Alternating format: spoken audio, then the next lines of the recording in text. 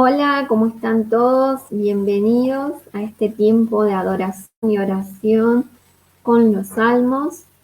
Hoy vamos a continuar con el Salmo 2. Dije que capaz no iba a ir en orden, pero bueno, sentí que este salmo no lo podía saltear, que tenía mucha importancia, muchas claves, muchas cosas para aprender, para orar, que teníamos que hacerlo hoy.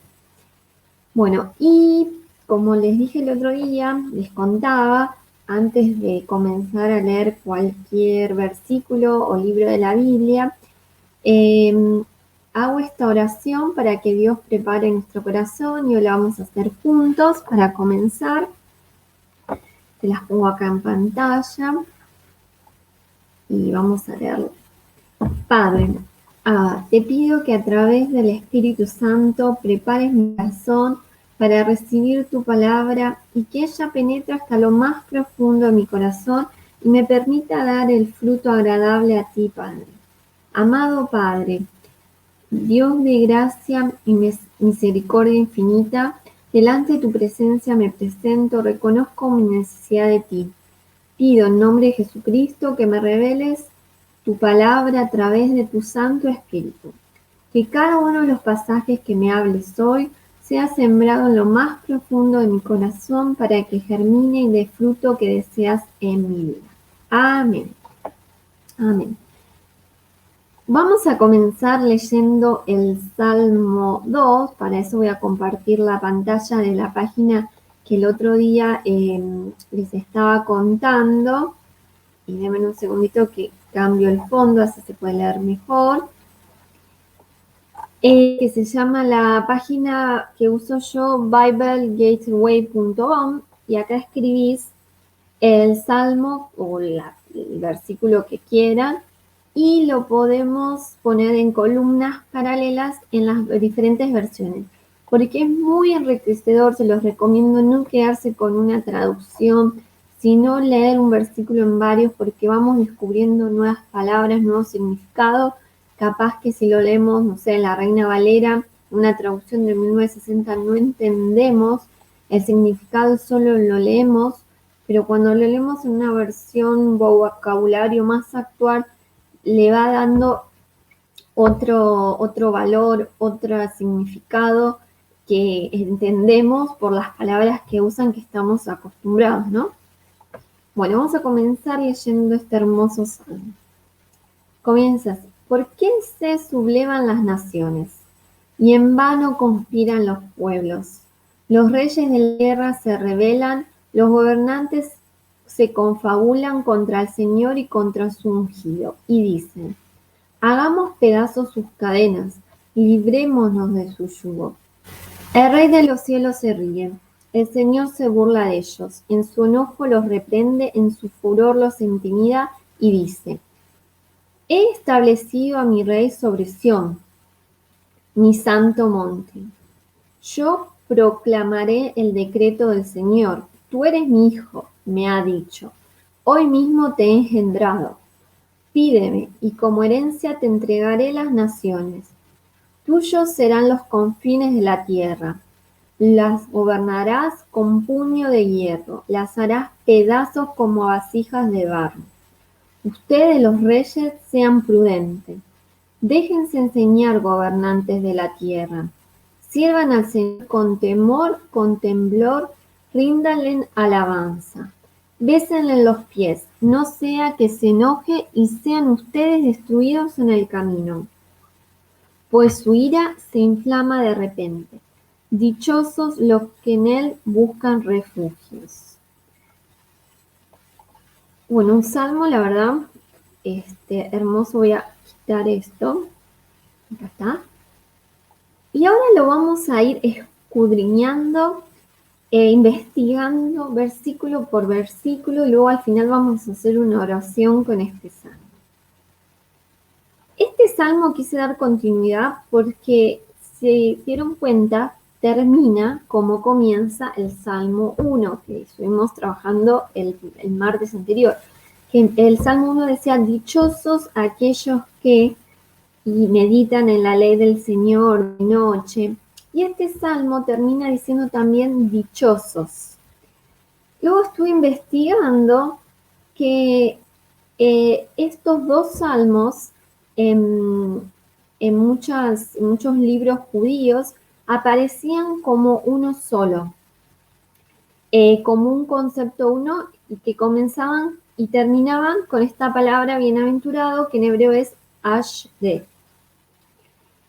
Y es otro salmo que nos deja tomar una decisión y elegir algo, elegir entre dos caminos. Desafiar a Dios y perecer, como los pueblos que confabulan, dice, que se oponen a Dios, o rendirnos a Él, someternos a Él, rendirnos a sus pies y ser bendecidos. Y este es un salmo que tiene una parte histórica y una parte profética mesiánica. Es un salmo mesiánico. ¿Qué quiere decir eso? Ahora en un ratito se los voy a explicar.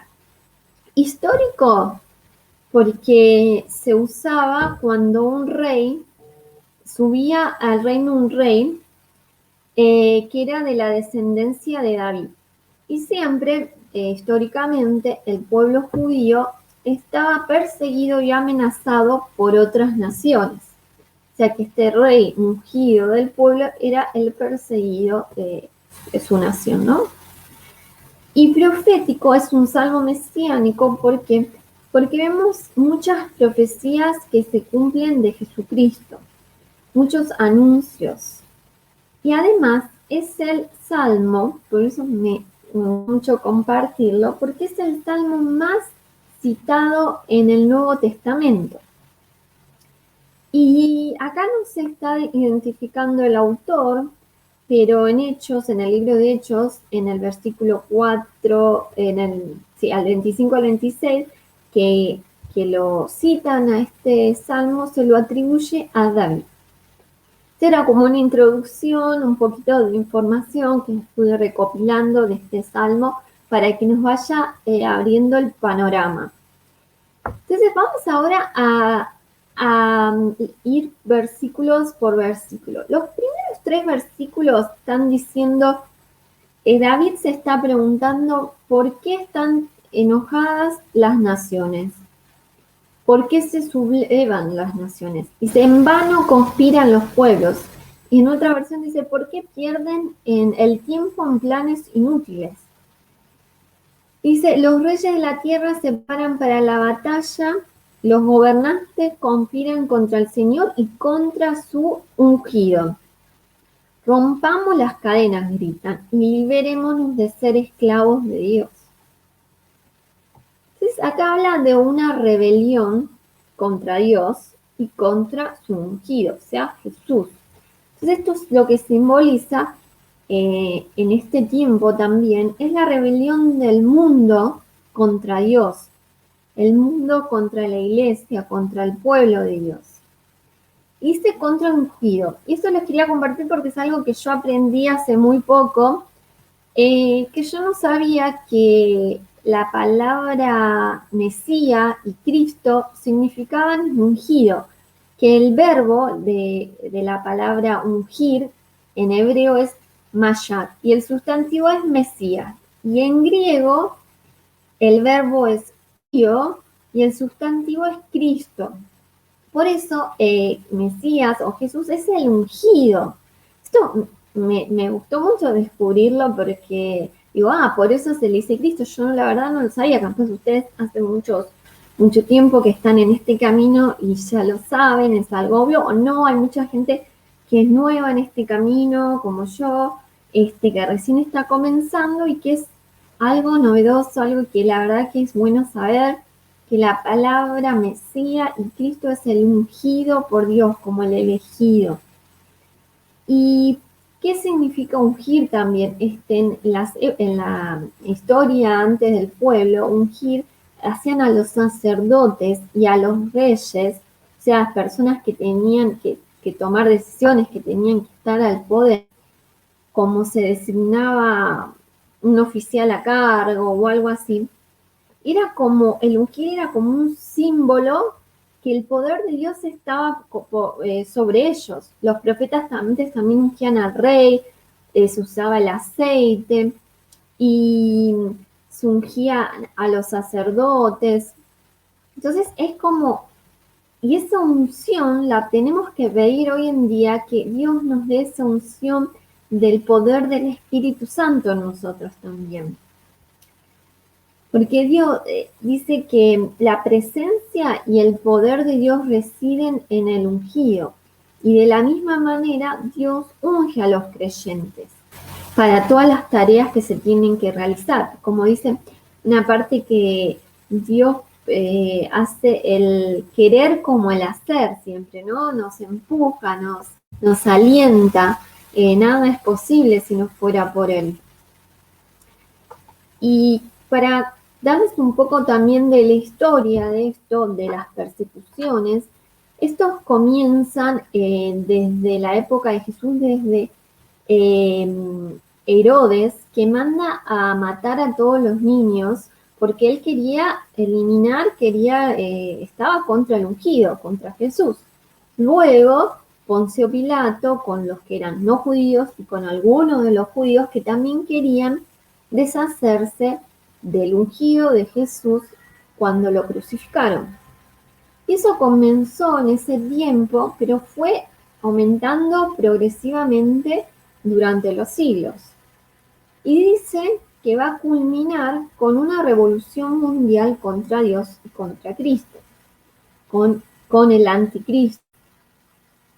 Y esto capaz a veces no se habla mucho, pero está en la Biblia y me parece importante decirlo, que siempre el espíritu del anticristo se opone a Dios y hace que el mundo se resista a todo lo que venga de Dios. Como dice en la Biblia que les decía el otro día, el mal y el bien crecerán juntos, como el trigo y la cizaña, hasta que llegue Jesús y los separará. Y mucha gente, como yo antes, se opone a Dios, o no queríamos saber nada de la iglesia. Yo creía en Dios, yo sabía que había un ser superior, pero no lo relacionaba con el cristianismo, sino con otra cosa totalmente errónea y equivocada. Y pensaba y creía, como el mundo piensa, que pertenecer a una iglesia o ser cristiano nos va a llevar a una esclavitud. Porque vemos, está todo el día metido dentro de la iglesia, hace muchas cosas para la iglesia y entonces dicen no tienen vida. Pero eso es una mentira, es todo lo opuesto, porque Dios nos va a dar esto interior que nos hace colaborar, nos hace pertenecer a una iglesia, no por nuestra voluntad, sino por un llamamiento de Dios al aceptarlo en nuestros corazones. Y es todo lo opuesto a lo que yo creía y a lo que el mundo cree, que Dios se opone a la libertad, que Dios es un ser castigador y nos esclaviza. No, al contrario, Dios nos libera de la esclavitud. Y voy a citar a Spurgeon, que dice que para alguien sin gracia el yugo de Cristo es intolerable, pero para el pecador hecho salvo le es fácil y ligero. Eso es lo que decía. No es que nos arrepentimos, que entramos en este camino. Todo lo que sea de Dios nos parece deleitoso, como les contaba el otro día, agradable. Como leer la Biblia no nos parece ni aburrido ni pesado, nos encanta. Tenemos como un fuego interno dentro que nos hace seguir adelante. Y en contraposición el versículo 3 dice, rompamos las cadenas. Este pueblo dice, rompamos las cadenas, librémonos del yugo, librémonos de ser esclavos de Dios. Piensan que estar con Dios es ser esclavo. Y entonces me preguntaba, ¿cuáles son las ataduras que Dios ha colocado sobre la humanidad? Esas ataduras que este mundo se quiere librar supuestamente, ¿no? Y bueno, son los mandamientos, su palabra, su ley. Y Dios nos las dejó, nos las dio por una simple razón, para proteger la vida humana, para que haya una convivencia pacífica, como las leyes de la física, las leyes de la naturaleza, de la gravedad, para que haya un orden y no haya un caos. Existen todas estas leyes para que no haya un caos y se pueda vivir pacíficamente. Y es, por ejemplo, uno de ellos que veo que el mundo más se quiere liberar en estos tiempos, o que, que el Satanás nos impulsa a romper cadenas, es en el matrimonio. Porque Dios lo estableció el matrimonio, la familia, como una institución de amor, de unión. Dice, soportarse los unos a los otros, ¿no? Y los rebeldes, como dice este salmo, ven de una forma errónea por ejemplo, el matrimonio, una de las cosas que Dios nos dijo, ¿no? Como una ligadura o una atadura. Y por eso hay tanto ataque en estos días a la familia, hay muchos divorcios, o directamente la gente ya deja de casarse porque no se quiere sentir atado a nadie, porque está en un modo de libertad errónea. Porque para el hombre que aún no conoce a Dios, el hombre rebelde, quiere siempre evadir o eludir una responsabilidad, librarse. Como una filosofía que está yendo en auge de libertad, pero como yo les decía, un concepto erróneo de una libertad de cada uno quiere hacer lo que quiere, y eso no es la libertad que nos dio Dios, ¿no? Y Dios sabe que esto no funciona así, porque el hombre tiene una naturaleza caída, una naturaleza de pecado, y que está a veces controlada por la maldad y la iniquidad y las pasiones. Entonces vamos a tener una libertad condicionada al pecado, a tomar decisiones desde un lado de la oscuridad y no del lado de la luz, ¿no? Y, y siempre al final vamos a terminar sirviendo y siendo esclavos de alguien. Si no es de Dios, va a ser de otra persona, otras personas, de una institución, de, no sé, nuestros propios deseos, de cosas materiales como el dinero, el trabajo, ¿no? Pero Dios quiere liberarte para que llegues a ser esa persona que Él siempre quiso que vos fueras, ¿no? Y ahora continuamos con el versículo 4, ¿no? Dice, el Rey de los cielos se ríe, se burla de ellos, en su enojo los reprende, en su furor los intimida y dice, he establecido a mi rey sobre Sión, mi monte santo. Y acá hay varias cosas, este versículo me gusta mucho. Primero, Dios se ríe, ¿no? Imagínenselo a Dios, viendo hacia abajo los pueblos ¿cómo me sale la palabra? Planeando cosas que no tienen sentido, vacías, porque saben que no van a triunfar, porque si vos no tenés a Dios de tu lado, perdiste, ¿no? Porque siempre dicen, uno más Dios son mayoría. Entonces Dios en ese momento no tiene temor, no está deprimido por la oposición de los hombres. Y acá David le empieza, lo que vamos a ir descubriendo en los salmos, que como a Dios le empieza a atribuir sentimientos humanos, ¿no? Y le da un enojo.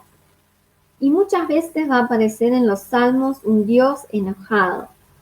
Pero también antes, por ejemplo, de leer la Biblia, yo tenía un concepto erróneo de lo que es el enojo de Dios. Yo pensaba que Dios era un Dios castigador, se enojaba con alguien y lo castigaba, pero no. Es un enojo de amor, un enojo de justicia. Y siempre, por ser un Dios tan misericordioso, acá nos damos cuenta de algo también, que dice, en su enojo los reprende y dice, ¿no? Como que antes de hacer algo, Dios habla primero. Siempre habla primero, da una advertencia, nos da muchas oportunidades de arrepentirnos, de volvernos a Él. Él siempre advierte, pero como siempre les digo, al final la decisión queda en nosotros, porque como yo les contaba no sé si vieron El Camino del Discípulo de las Estrellas, que Él no nos hizo robots, nos hizo seres libres, con sentimientos, que podamos tomar decisiones, libres y no robots. Por eso al final queda a nuestra elección. Y otra cosa que les quería contar, si no saben qué es la palabra acción, que muchas veces se traduce como Jerusalén. Sion estaba dentro de Jerusalén, donde se había construido el templo de Dios, y muchas veces nosotros lo podemos interpretar como donde vive Dios, ¿no? Como el Jerusalén celestial, como el pueblo de Dios, el trono de Dios en el cielo, ¿no? Y luego en el versículo 7 dice, yo proclamaré el decreto del Señor. Tú eres mi hijo, me he dicho. Les voy a poner que hice la imagen, que me gustó, me encantó este versículo imaginarlo, que Dios está diciendo, por un lado, esta parte es la parte profética, mesiánica, que Él está diciendo a Jesús. Yo proclamaré el decreto del Señor. Tú eres mi hijo, me ha dicho. Hoy mismo te he engendrado. Y el decreto es una decisión, es una orden escrita, algo que se establece y no se puede remover, ¿no? Porque lo hizo Dios, nadie lo puede cambiar. Y le dice a Jesús, ¿no? Y hay que prestar atención a una palabra acá, que es engendrado, ¿no? No dice fuiste creado, fuiste engendrado, porque Jesús no fue creado. Él creó todas las cosas junto al Padre. Por ejemplo, un hombre, nosotros podemos crear, no sé, alguien puede crear, yo no, una estatua, ¿no? Se crea una estatua, pero uno engendra a un hijo. Eso es algo importante para destacar. Y también esta es una promesa para cada uno de nosotros y cada ser humano que se vuelve al Padre. Somos sus hijos. Y les voy a contar ahora acá que cuando preparaba este salmo se me vino a la mente un sueño que una persona me contó un día, que cuando me lo contó, es, es esto, yo veía cuando me contaba el sueño, veía el Salmo 2, es lo mismo, él simboliza esto de ser hijos y salvados por Dios, ¿no? Y les voy a contar para que vean también, y a veces voy a ir metiendo en los salmos, porque como los salmos les conté, tienen muchos símbolos, para que empecemos a prestar atención a nuestros sueños. Dios nos habla en nuestros sueños. Hay algunos sueños, sí, que son, que no vienen de Dios, y otros sí. Por eso hay que escudriñar y tener dentro de uno la palabra de Dios para poder interpretar esos sueños de Dios. Alguien una vez me dijo, un sueño de Dios sin interpretación es como una carta de Dios sin abrir. Así que les voy a ir dando tips para que ustedes mismos, si tienen sueños, los empiecen a poder ver. Pídanle a Dios discernimiento, sabiduría para entender qué es lo que Dios les quiere contar, qué es lo que Dios les quiere mostrar. Bueno, y este sueño que me contó esta persona decía así. Soñó que había un grupo de hombres y mujeres que la habían secuestrado para hacerla esclava sexual. Y ella se quería escapar de ese lugar, que era como un shopping o un supermercado, algo así. Entonces pidió de ir al baño para cambiarse, agarró, escondió su celular y se fue porque quería ir a pedir ayuda, a llamar para que la ayude. Pero cuando llegó al baño, como son esos baños, me contó de su shopping, que es uno al lado del otro, una puerta, con un inodoro al lado del otro, ya abría cada puerta y en cada puerta que abría era todo lo mismo. Había, perdón por la palabra, había defecación, pero es importante, y sangre. cada puerta abría, había defecación y sangre, ¿no? Y siempre lo mismo. Y de repente hay una ventana que pasaba un familiar de ella, que no es creyente, que es ateo, y ella le pedía ayuda, le decía algo al oído que necesitaba ayuda, esta persona no la ayudaba. Pero luego vio como en otra habitación que aparecía en este sueño, era su madre verdadera, ¿no? Aparecía como muy valiente, ¿no? Ahí riéndose mucho, y le entregaba un papel a una de las mujeres estas que la habían secuestrado, atormentado, esclavizado, y le entregaba este papel y se reía mucho, ¿no? Entonces yo, cuando me contaste este sueño, era el Salmo 2. Dios le estaba mostrando a esta mujer cómo Él la había salvado, cómo Dios la había reconocido como hija. En este sueño Dios se le aparece como su madre, por eso dice acá esta palabra engendrado, ¿no? Tiene mucha relación en este versículo. En los sueños, a veces, las personas que soñamos no siempre significan o simbolizan a esa persona. A veces sí y a veces no. Pueden significar otra cosa o depende también del nombre, puede ser varias cosas. Y yo sentí que esa mujer en el sueño, que era su mamá supuestamente, era Dios, que la fue a buscar a salvar, porque ella trató de pedir ayuda a otras personas que no creían en Dios y no la pudieron liberar de la esclavitud. Como a veces buscamos ayuda en otros lugares, como en la nueva era, como lugares fuera de Dios, y al final no nos pueden sacar de la esclavitud. Pero viene Dios sin que nosotros le pidamos, viene solo y le entrega un papel. Era como dice este salmo: yo proclamaré el decreto. Es el decreto que entrega, le dice a estos demonios que la tenían: mira, es mi hija, la vine a buscar. Y se ríe, es lo que el salmo de acá dice. Se reía porque sabía que esas personas no la podían mantener esclava todo el tiempo, porque era su hija y él la venía a buscar. Y, y otra parte del sueño muy importante es que Dios le está mostrando en cada puerta que ella abría del baño que había esta defecación y sangre. La defecación significan los pecados, ¿no? Es lo que sale del cuerpo que no sirve, lo que hacemos que no sirve ya. Pero lo muy particular, que había sangre. Cada pecado está cubierto de la sangre de Jesús, está perdonado. Y cada puerta representaba cada decisión en su vida, cada cosa que hizo que la llevó a pecar, pero Dios le mostraba que había sangre de perdón, un sangre que Jesús derramó en la cruz para el perdón de los pecados. Y, y es un sueño que me hacía acordar este salmo por esas cosas.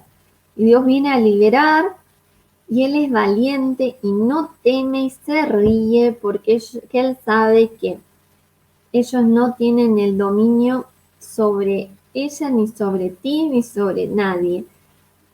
Él te da el derecho que eres hijo de Dios. Y luego, cuando te reconoce como hijo, dice: pídeme, y como herencia te entregaré las naciones. Tuyos serán los confines de la tierra. Esto también es mesiánico,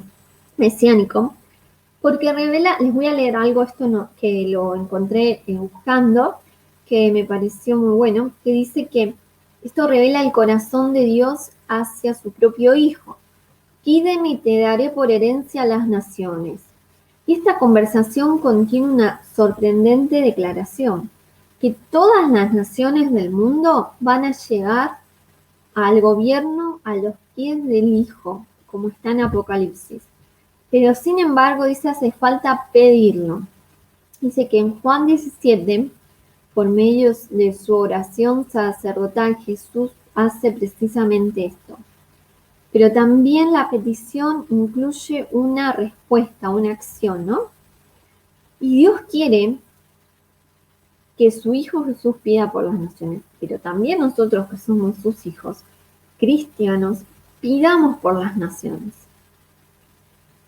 Como representantes de Cristo tenemos que tomar la iniciativa e interceder por los pueblos de toda la tierra.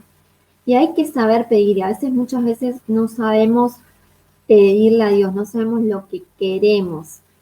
Y hay que empezar a pedir no solo por nosotros mismos, nuestras familias o nuestros conocidos, sino pedir conforme a la palabra de Dios. Por eso me parecía importante hacer los salmos para empezar a pedirle a Dios conforme a su palabra, conforme a lo que Él quiere. Orar por los que no lo conocen, orar por Israel, orar por la iglesia perseguida, orar por el regreso de Cristo, orar para que su palabra llegue a los confines del mundo.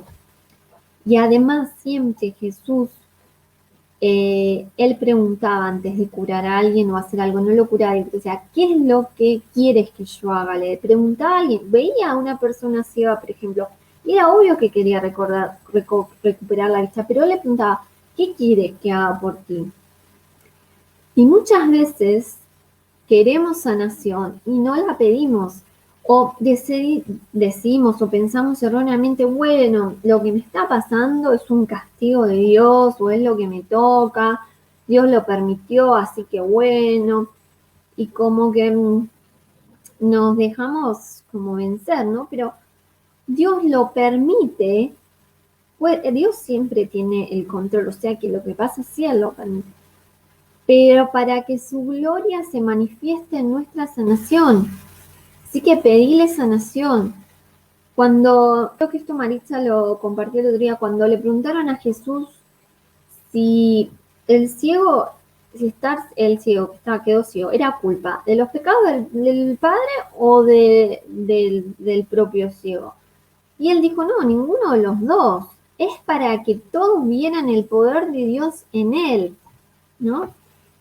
Y otra cosa que les quiero compartir es que justamente hoy recibí de un milagro cada día algo que está súper relacionado con este salmo, ¿no? Que decía que las enseñanzas de Jesús estaban cargadas de autoridad.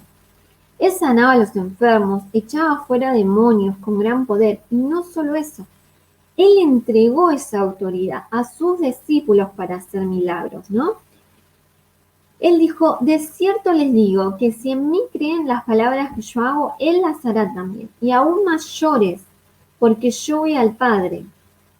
Y dice, sí, Dios quiere hacer obras impresionantes a través de ti, y en colaboración con vos. Tienes la naturaleza de rey, de ungido, por medio de la cual puedes hablar con autoridad.